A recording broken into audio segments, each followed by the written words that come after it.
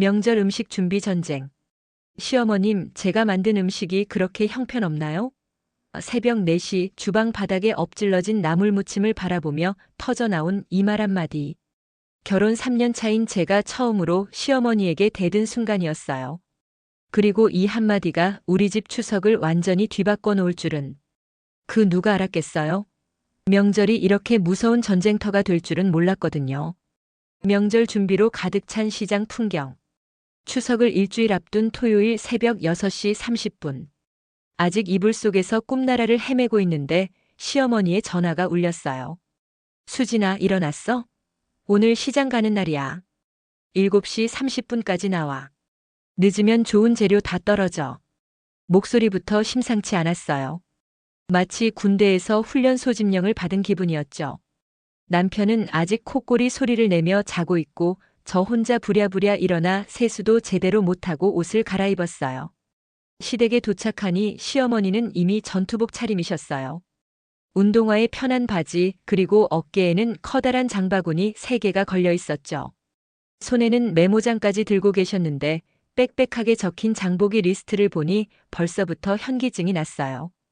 어머님, 이게 다 오늘 살 거예요? 그럼 명절 음식이 장난인 줄 알아? 벌초 음식, 차례 음식, 손님 접대 음식까지. 제대로 안 하면 온 친척들이 뭐라고 하는지 알아? 전통시장에 도착하자 정말 아수라장이었어요. 추석을 앞두고 전국에서 모인 사람들로 시장이 발 디딜 틈이 없었거든요. 아침 8시인데도 벌써 이렇게 북적거리다니. 시어머니는 마치 이 모든 상황을 예측하고 있었다는 듯이 능숙하게 사람들 사이를 헤쳐나가셨어요. 여기서 제일 중요한 건 순서야. 무거운 거부터 사면 나중에 힘들어져. 채소부터 시작해서 고기, 생선 순으로 가는 거야. 첫 번째 목적지는 채소 가게였어요. 할머니 한 분이 운영하시는 작은 가게였는데 시어머니와는 오랜 단골 사이인 것 같았어요. 사장님, 추석용 배추 좀 골라주세요. 김치 담글 거니까 속이 꽉 찬 걸로요. 아이고, 또 오셨네. 며느리분도 데리고 왔네요. 이쁘네요. 할머니가 저를 보며 웃어주시는데 시어머니 표정이 갑자기 진지해지셨어요. 배추 고르는 거 잘 봐도. 뿌리 쪽이 하얗고 단단해야 하고 겉잎이 시들지 않은 걸로. 그리고 들어봐서 묵직한 게 좋은 거야. 배추 한 포기를 들어보라고 하시는데 생각보다 무겁더라고요. 그런데 시어머니는 그걸로 끝이 아니었어요. 무, 당근, 대파, 미나리, 도라지, 더덕. 채소만 해도 10가지가 넘었거든요. 이 도라지는 너무 가늘어. 굵은 걸로 다시 골라주세요. 제사 음식에 들어갈 건데 모양도 봐야죠. 상인 아저씨가 다시 골라주셨는데 이번엔 너무 굵다며 또 바꾸라고 하셨어요. 저는 옆에서 보기에도 민망할 정도였어요.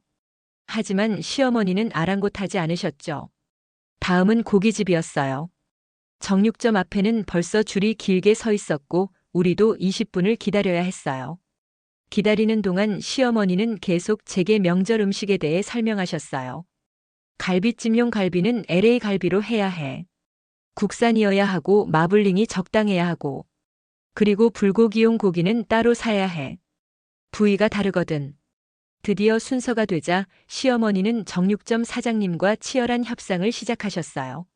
사장님, 이 갈비 좀 봐주세요. 지방이 너무 많은 것 같은데. 아니에요, 사모님. 이 정도가 딱 좋은 마블링이에요. 너무 마른 거 드시면 질겨요. 그래도 좀.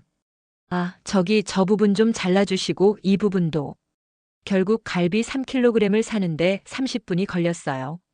그 사이 저는 무거워지는 장바구니 때문에 팔이 저려오기 시작했어요.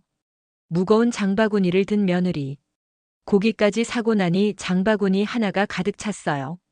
제가 들어보니 10kg은 좋게 넘는 것 같았어요. 어깨끈이 파고들어서 아팠지만 내색할 수는 없었죠. 어머님, 잠깐 쉬었다 가면 안 될까요? 쉬기는 무슨. 아직 반도 안 끝났는데. 생선 사고 과일 사고 떡집도 가야 하고. 이때 시어머니가 제 장바구니를 보더니 한숨을 푹 쉬셨어요. 그 정도 가지고 힘들어해서 어쩌니. 시집 온 지가 언젠데. 옛날 우리 때는 이것보다 훨씬 무거운 것도 들고 다녔어. 순간 화가 치밀어 올랐지만 꾹 참았어요. 그런데 더 가혹한 건 아직 시작도 안 했다는 거였어요. 생선 가게에 도착하니 비린내가 코를 찔렀어요. 각종 생선들이 얼음 위에 진열되어 있었는데 시어머니는 마치 생선 감별사라도 되는 것처럼 하나하나 자세히 살펴보셨어요. 아저씨, 이 조기 언제 들어온 거예요? 어제 새벽에 들어온 싱싱한 거예요. 눈이 좀 흐릿한데. 정말 싱싱한 거 맞아요? 생선 장수 아저씨가 조기 눈을 다시 확인해 보더니 더 싱싱한 걸로 골라주셨어요. 그런데 이번엔 크기가 마음에 안 드신다고 하셨죠. 너무 작은데.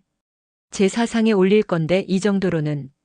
결국 조기만 고르는데 20분이 걸렸어요. 깔치, 전복, 새우까지. 생선류만 해도 서너 가지였는데 각각 고르는 과정이 너무 까다로웠어요. 특히 전복을 고를 때는 정말 놀랐어요. 시어머니가 전복 하나하나를 들어보시면서 소리를 들어보시는 거예요. 살아있는 전복은 소리가 달라. 이렇게 살짝 흔들어 보면 알 수 있어. 저는 전혀 차이를 못 느꼈는데 시어머니는 금방 좋은 전복들을 골라내셨어요.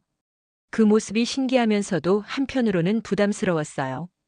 저도 언젠가는 이렇게 해야 하나 하는 생각이 들었거든요. 생선까지 사고 나니 장바구니 2개가 꽉 찼어요. 저 혼자 하나씩 양손에 들고 있었는데 무게 때문에 걸음걸이가 비틀거렸어요. 그런데 시어머니는 아직 끝나지 않았다고 하셨어요. 이제 과일 사러 가자. 사과, 배, 대추, 밤. 제사 과일이 얼마나 중요한지 알아? 과일 가게는 시장 끝쪽에 있었어요. 무거운 장바구니 2개를 들고 걸어가는데 중간에 몇 번이나 쉬고 싶었어요. 하지만 시어머니는 쉴 새 없이 앞서 걸어가셨고 저는 뒤처지지 않으려고 필사적으로 따라갔어요. 시어머니의 꼼꼼한 지시.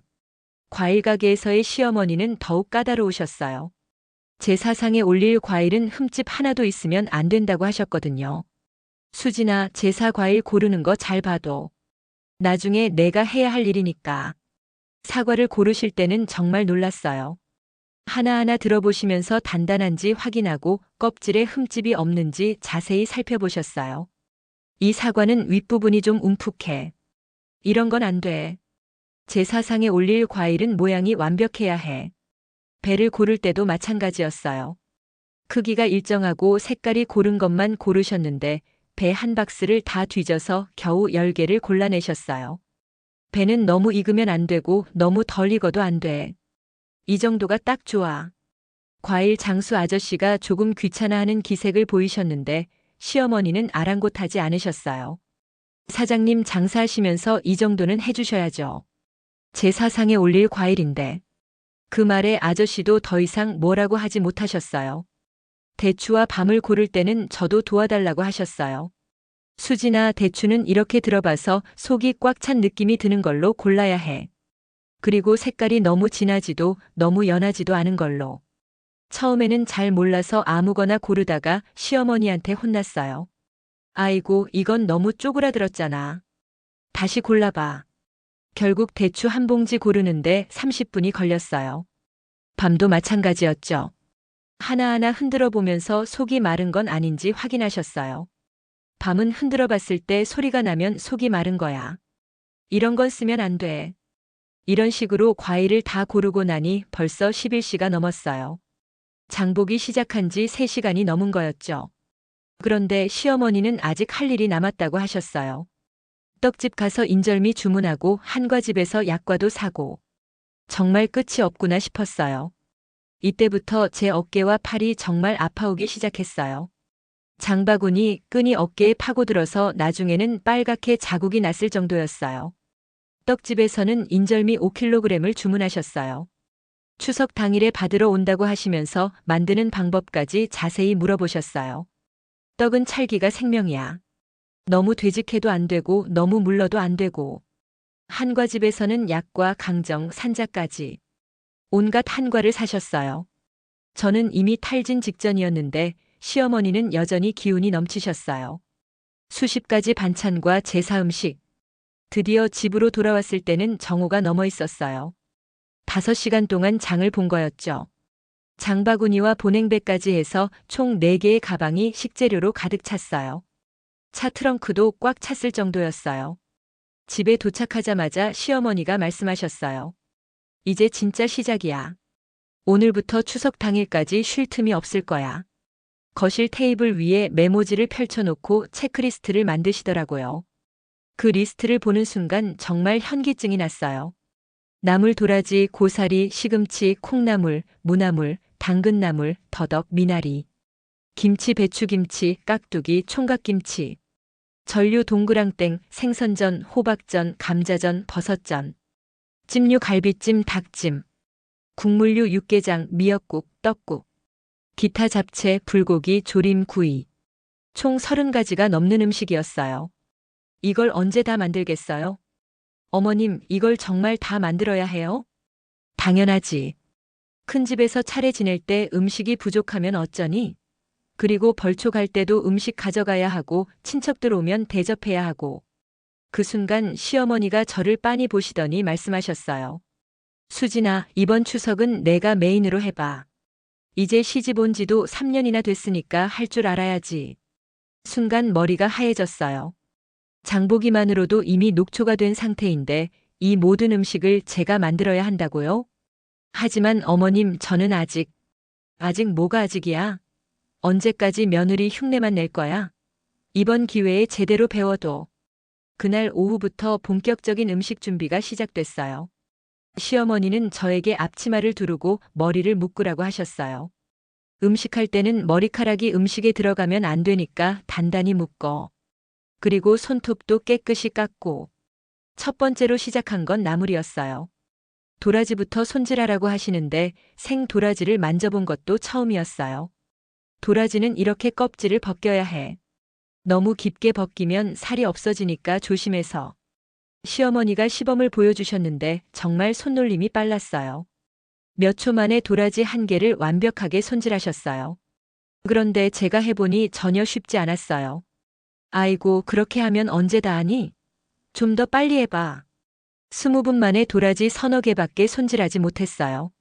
시어머니는 답답하다는 표정으로 저를 보셨어요. 이렇게 느리면 안 돼. 명절 음식은 속도가 생명이야. 다른 집 며느리들은 벌써 다 준비하고 있을 거야. 그 말에 더욱 조급해졌어요. 손질 속도를 높이려다가 손가락을 베었어요. 피가 나왔지만 대수롭지 않게 생각했어요. 하지만 이건 시작일 뿐이었어요.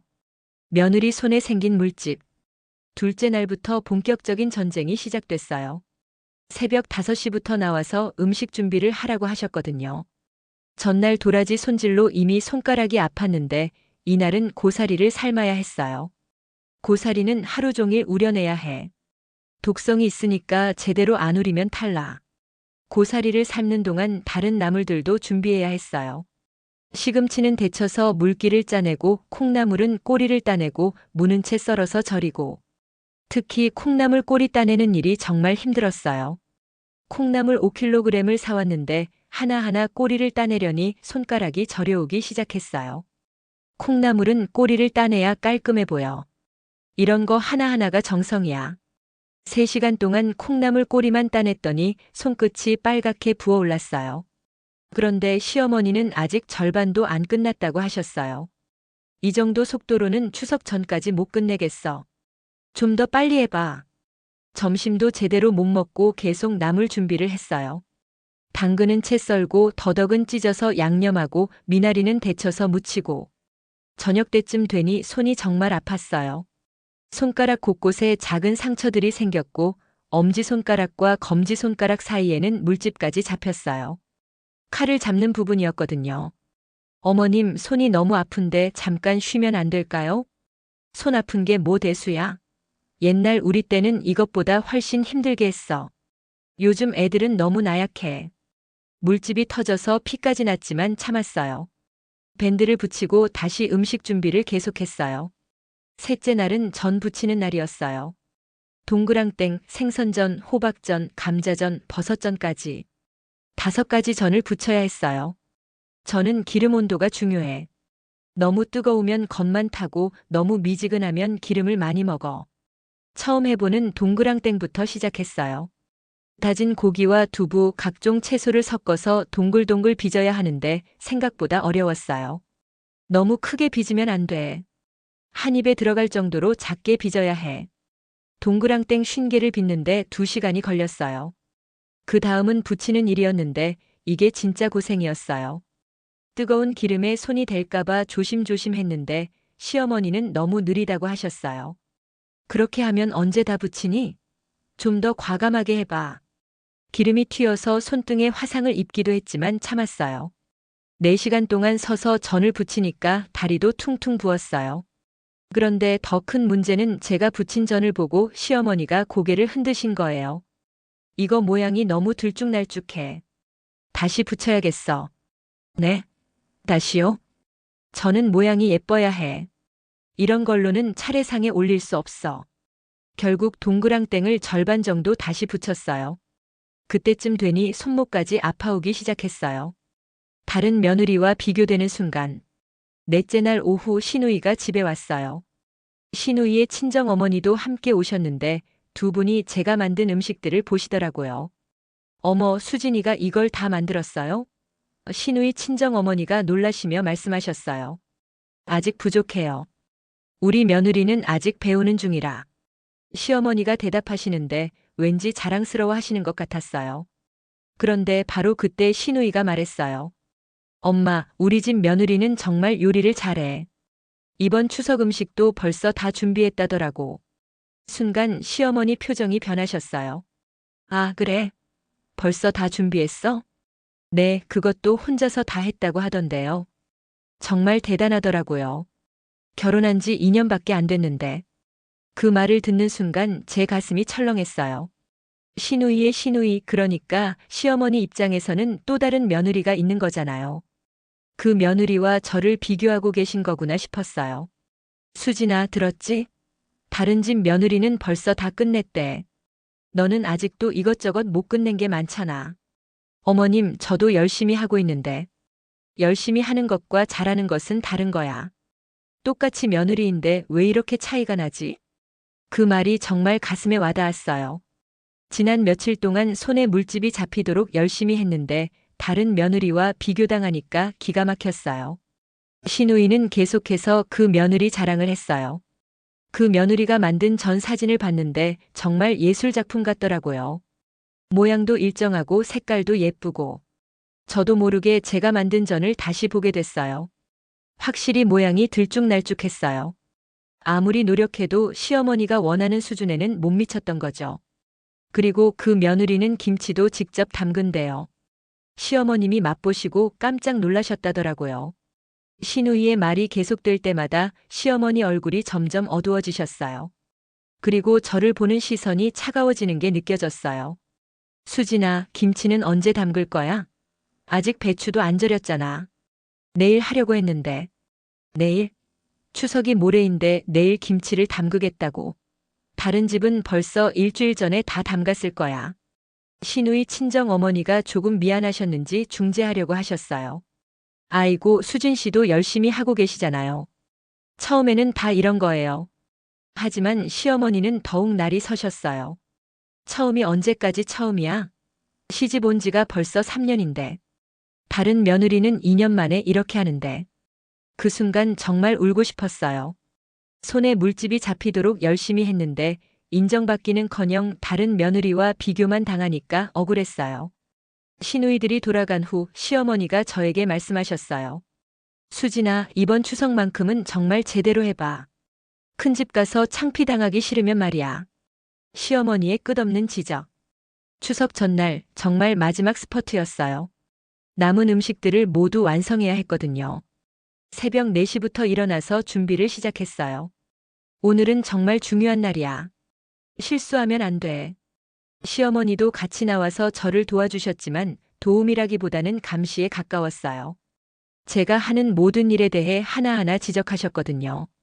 갈비찜을 만들 때였어요. 갈비를 손질하는데 지방을 너무 많이 제거했다고 하셨어요.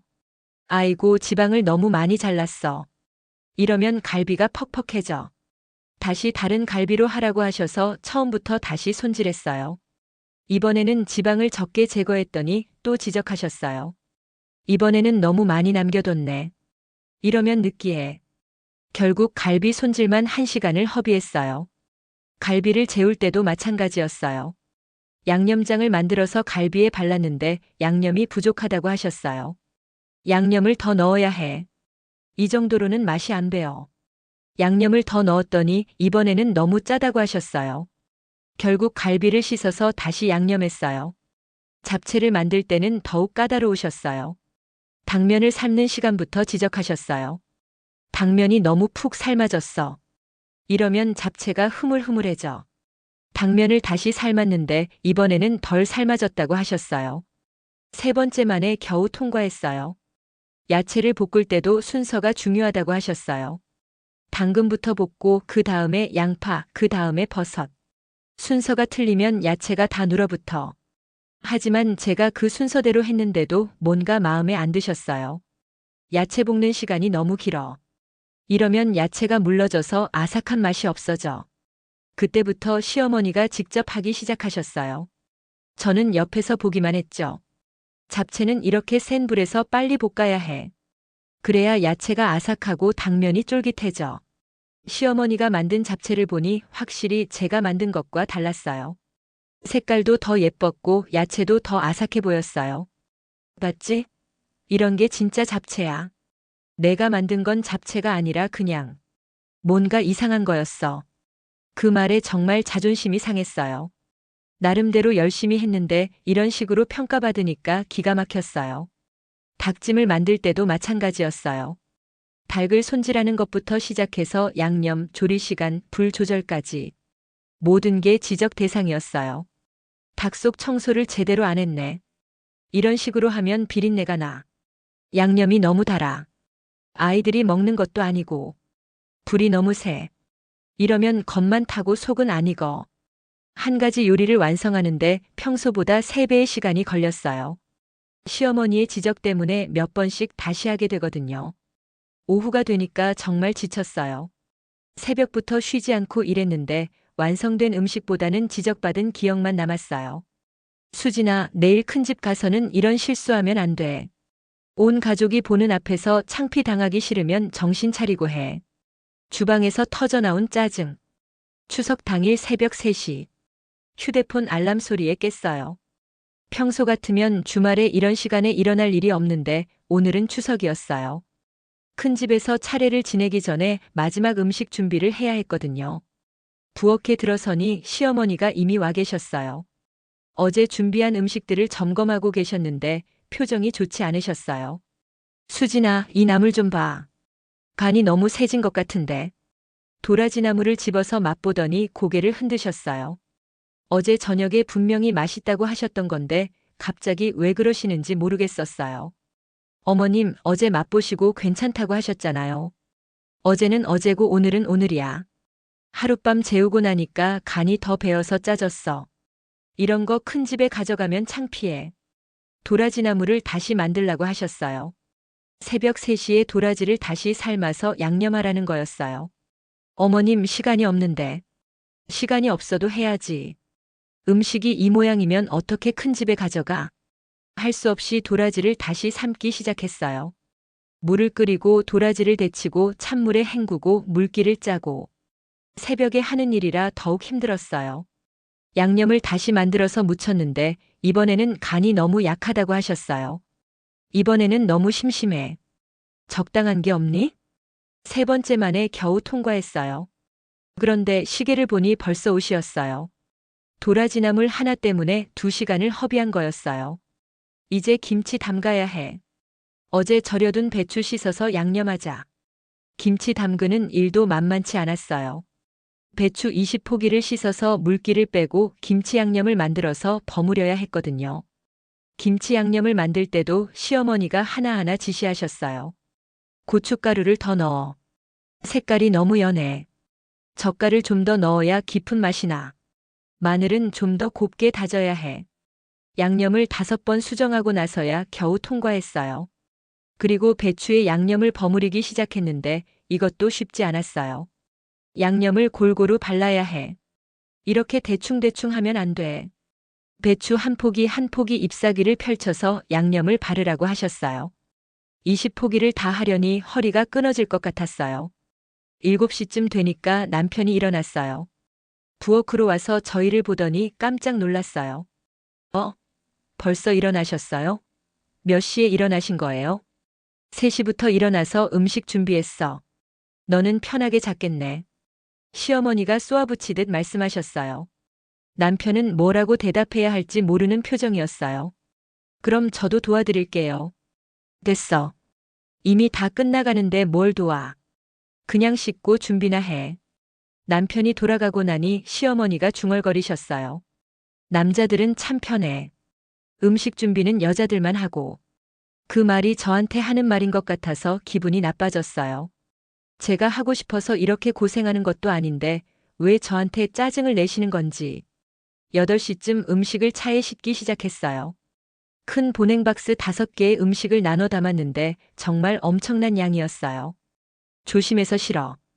국물 새면 차 안이 더러워져. 보냉박스를 옮기는데 너무 무거웠어요. 혼자서는 들 수 없을 정도였는데 시어머니는 빨리 하라고 재촉하셨어요. 뭐 하고 있어? 시간 없어. 그때 정말 짜증이 났어요. 새벽부터 쉬지 않고 일했는데 고맙다는 말은 한마디도 없고 재촉만 하시니까요. 어머님, 저도 사람이에요. 좀 천천히 할게요. 뭐라고? 사람이 어쨌다고? 아니에요. 그냥 너무 무거워서. 무겁다고? 이 정도가 무겁다고 하면 어떻게 시집살이를 해? 그 순간 정말 화가 치밀어 올랐어요. 참고 또 참았는데 한계에 달한 것 같았어요. 저도 열심히 하고 있잖아요. 새벽 3시부터 일어나서 쉬지도 않고 일했는데 왜 자꾸 그렇게 말씀하세요? 목소리가 높아졌어요. 저도 모르게 터져나온 말이었어요. 뭐? 지금 나한테 대들고 있는 거야? 대드는 게 아니라. 저도 힘들어요. 힘들면 시집을 왜 왔어? 시집살이가 장난인 줄 알았어? 그때 정말 울고 싶었어요. 하지만 울면 더 이상해질 것 같아서 참았어요. 남편의 무심한 반응. 큰 집으로 가는 차 안은 정말 어색했어요. 시어머니도 저도 아무 말 없이 창밖만 바라봤어요. 남편은 운전하면서 가끔 백미러로 저를 쳐다봤지만 별다른 말은 하지 않았어요. 큰 집에 도착하니 이미 많은 사람들이 와 있었어요. 큰아버지, 큰어머니, 시누이 가족들, 그리고 다른 친척들까지. 총 20명이 넘었어요. 어머, 수진이 고생 많았겠다. 음식을 이렇게 많이 준비했네. 큰어머니가 반겨주시면서 음식을 보셨어요. 그런데 시어머니 표정은 여전히 좋지 않으셨어요. 이것도 음식이라고. 아직 많이 부족해요. 큰어머니 앞에서도 저를 깎아내리시는 시어머니를 보며 정말 당황스러웠어요. 음식을 차례상에 올리기 시작했는데 다른 며느리들이 가져온 음식과 비교가 되더라고요. 특히 시누이가 가져온 전들을 보니 정말 예술작품 같았어요. 모양도 일정하고 색깔도 고와서 제가 만든 전과는 확연한 차이가 났어요. 와, 정말 전문가가 만든 것 같네. 누가 만들었어? 우리 며느리가 만들었어요. 요리 솜씨가 정말 좋아서. 시누이가 자랑스럽게 말하는 걸 들으며 더욱 위축되었어요. 제가 만든 음식이 초라해 보였거든요. 차례를 지내는 동안 저는 계속 부엌에서 일했어요. 설거지도 해야 하고 추가로 필요한 음식도 준비해야 했어요. 그런데 남편은 다른 남자분들과 함께 거실에서 텔레비전을 보고 있었어요. 여보, 좀 도와줄래? 부엌에서 조용히 남편을 불렀어요. 하지만 남편은 텔레비전에 집중하고 있었어요. 잠깐만, 축구 보고 있어. 지금 설거지해야 하는데. 설거지는 원래 여자들이 하는 거 아냐? 다른 집도 다 그래. 그 말에 정말 화가 났어요. 새벽 3시부터 지금까지 쉬지 않고 일했는데 남편은 도와주기는커녕 당연하다는 식으로 말하니까요. 다른 며느리들과 함께 설거지를 하는데 그분들과 비교되는 게 너무 스트레스였어요. 수진 씨, 요리 정말 잘하시네요. 저는 아직도 어려워서. 다른 며느리가 인사치레로 하는 말인 걸 알지만 괜히 더 초라해졌어요. 점심시간에 온 가족이 모여서 식사를 했어요. 제가 만든 음식들이 상에 올랐는데 사람들 반응을 유심히 지켜봤어요. 이 나물 맛있네요. 누가 만들었어요? 수진이가 만들었어요. 시어머니가 대답하셨는데 목소리에 별로 자랑스러워하는 기색은 없었어요.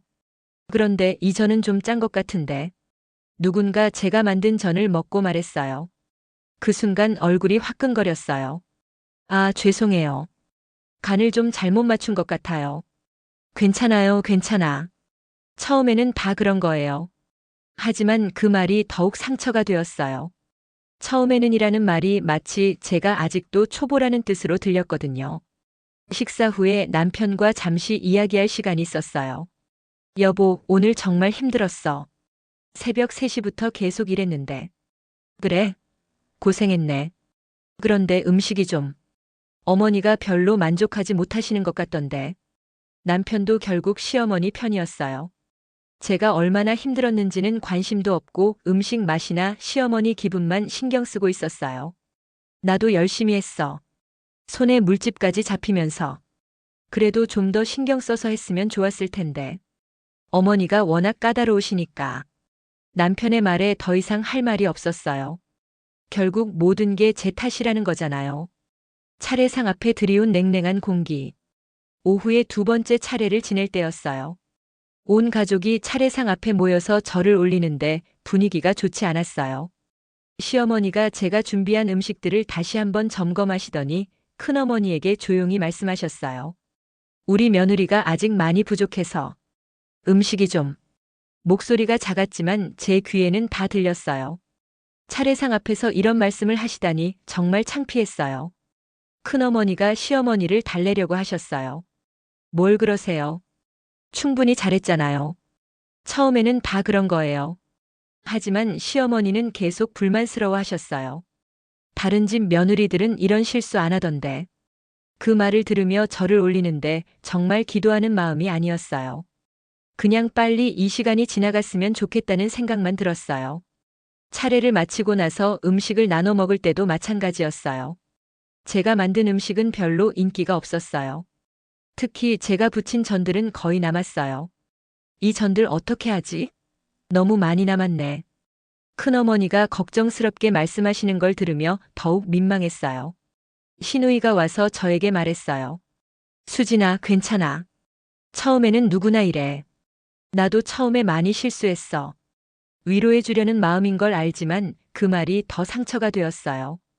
결혼한 지 3년이나 됐는데 아직도 처음이라고 하니까요. 오후 늦게 집으로 돌아가는 길에 시어머니가 말씀하셨어요. 수진아, 오늘 정말 창피했어. 다른 사람들 앞에서.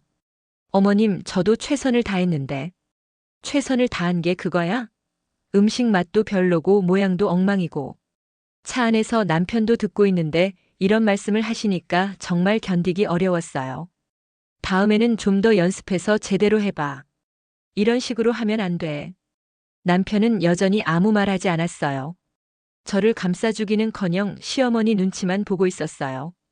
집에 도착해서 음식을 정리하는데 정말 많이 남았어요. 특히 제가 만든 전들은 거의 그대로였어요. 이걸 어떻게 다 먹지? 너무 많이 만들었어. 시어머니가 한숨을 쉬며 말씀하셨어요. 그날 밤 남편과 이야기를 나누려고 했어요. 여보, 오늘 정말 힘들었어. 어머니가 너무 심하신 것 같은데. 어머니 성격 알잖아. 좀 참아줘. 그리고 실제로 음식이 좀. 다른 집과 비교되니까 어머니도 창피하셨을 거야. 남편마저 저를 이해해주지 않으니까 더욱 외로웠어요. 그럼 너는 내가 얼마나 힘들었는지는 상관없다는 거야? 상관없다는 게 아니라. 좀 더 잘하면 되잖아. 어려운 일도 아니고. 남편에게도 실망했어요. 결혼한 지 3년이 됐는데 아직도 제 편이 되어주지 않는다니. 즐겁지 못한 명절, 남은 상처. 추석이 끝나고 며칠이 지났지만 그때의 상처는 쉽게 아물지 않았어요. 손에 난 물집은 나았지만 마음의 상처는 더 깊어진 것 같았어요. 시어머니는 여전히 그때 일을 잊지 못하시는 것 같았어요. 가끔씩 다른 며느리 이야기를 꺼내시면서 저와 비교하셨거든요. 옆집 며느리는 정말 요리를 잘한다더라. 시어머니가 자랑을 그렇게 하시던데. 그럴 때마다 가슴이 답답했어요. 저도 나름대로 열심히 했는데 인정받지 못한다는 게 서러웠어요. 남편과의 관계도 조금 어색해졌어요. 그날 이후로 남편이 저를 대하는 태도가 미묘하게 달라진 것 같았어요. 뭔가 아쉬워하는 기색이 역력했어요. 어느 날 저녁 남편이 말했어요. 여보, 요리 학원 같은 데 다녀볼까? 좀 더 체계적으로 배우면. 그 말에 정말 화가 났어요. 결국 제가 부족하다는 뜻이잖아요. 난 충분히 열심히 했어. 새벽 3시부터 일어나서 손에 물집까지 잡히면서 했는데 그것도 부족하다는 거야? 그게 아니라 좀 더 체계적으로 배우면 더 맛있게 만들 수 있을 것 같아서. 그럼 당신이 해봐. 당신은 뭐 하나도 안 하면서 나한테만 요구하지 말고. 그날 처음으로 남편과 크게 싸웠어요. 결혼하고 나서 이렇게 큰 소리로 싸운 건 처음이었어요. 그 후로 며칠 동안 남편과 말을 안 했어요. 시어머니도 제가 대든 것 때문에 더욱 차갑게 대하셨고요. 시간이 지나면서 조금씩 관계가 회복됐지만 그때의 상처는 여전히 남아있어요. 특히 명절이 다가올 때마다 그때 생각이 나서 스트레스를 받아요. 지금 생각해보면 그때 제가 좀 더 침착하게 대응했으면 어땠을까 싶기도 해요. 하지만 새벽 3시부터 쉬지 않고 일하면서도 인정받지 못하고 계속 지적만 당하니까 정말 한계였거든요. 그 후로 저는 명절 준비에 대한 트라우마가 생겼어요. 다음해 추석이 다가올 때도 벌써부터 스트레스를 받기 시작했어요. 시어머니가 또 그런 식으로 하실까봐 걱정됐거든요. 몇 개월 후 시누이를 만날 일이 있었는데 그때 충격적인 이야기를 들었어요. 수진아, 사실 말이야. 엄마가 그때 너무 심하셨던 것 같아. 나도 처음에는 그랬거든. 첫 명절에 음식 망쳐서 엄마한테 얼마나 혼났는지. 시누이도 비슷한 경험이 있었다는 거예요. 그런데 왜 그때는 아무 말 안 하셨어요? 그때는 엄마 앞에서 뭐라고 할 수가 없었어. 미안해. 나중에라도 말해주고 싶었거든. 시누이의 말을 듣고 조금 위로가 되었어요. 저만 그런 경험을 한 게 아니었구나 싶어서요. 엄마는 원래 완벽주세요. 당신도 그런 식으로 시어머니한테 배웠으니까. 대물림인 거지. 그 말을 듣고 시어머니에 대해서도 조금은 이해하게 되었어요. 시어머니도 옛날에 저처럼 힘든 시간을 보내셨을 거라는 생각이 들었거든요. 하지만 이해한다고 해서 상처가 완전히 아무는 건 아니었어요. 여전히 명절이 다가오면 긴장되고 시어머니 앞에서 요리할 때면 위축되곤 했어요. 그래도 시간이 지나면서 조금씩 나아지고 있어요. 이제는 시어머니께 제 의견도 조심스럽게 말씀드릴 수 있게 되었고 남편도 예전보다는 저를 이해하려고 노력해요. 지난주에 시어머니가 갑자기 이런 말씀을 하셨어요. 수진아, 그때 내가 너무 심했나? 요즘 생각해보니까. 순간 깜짝 놀랐어요. 시어머니께서 먼저 그런 말씀을 하실 줄은 몰랐거든요. 아니에요, 어머님. 저도 많이 부족했으니까. 아니야, 내가 너무 조급했어. 내가 열심히 하는 걸 알면서도. 미안해. 그때 정말 울컥했어요. 그동안 쌓였던 서운함이 한 번에 풀리는 느낌이었어요. 어머님 괜찮아요. 저도 이해해요. 이번 추석에는 우리 같이 천천히 해보자. 너무 조급해하지 말고. 시어머니의 이런 변화가 정말 고마웠어요. 아마 시누이가 중간에서 이야기해 주신 것 같았어요. 그리고 남편도 달라졌어요. 요즘은 명절 준비할 때 적극적으로 도와주려고 해요. 여보, 내가 할 수 있는 일 없을까? 설거지라도 할게. 장보기도 같이 가자. 무거운 거 내가 들게. 이런 작은 변화들이 정말 고마웠어요. 하지만 여전히 그때의 기억은 생생해요. 새벽 3시부터 쉬지 않고 일했던 것, 손에 물집이 잡혔던 것, 다른 며느리와 비교당했던 것, 남편이 무심했던 것. 지금은 웃으면서 이야기할 수 있지만 그때는 정말 힘들었어요. 시집살이가 이렇게 어려운 건지 처음 알았거든요. 요즘 신혼인 친구들을 보면 제 경험을 들려주곤 해요. 명절 스트레스는 누구나 겪는 거야. 너무 완벽하게 하려고 하지 마. 그리고 남편한테 도움받는 것도 당연한 거고. 그리고 며느리 입장에서만 생각했었는데 시어머니 입장에서도 생각해보게 되었어요. 시어머니도 완벽한 며느리를 원하시는 게 아니라 가족을 위해 정성을 다하는 며느리를 원하셨던 것 같아요. 지금 생각해보면 그때 제가 조금만 더 여유를 가지고 시어머니와 소통했다면 어땠을까 싶어요. 서로 오해하고 상처 주지 않았을 수도 있었을 텐데. 하지만 그런 경험이 있었기 때문에 지금의 관계가 있는 것 같아요. 서로를 더 이해하게 되었고 존중하게 되었으니까요. 이번 추석에는 정말 달랐어요.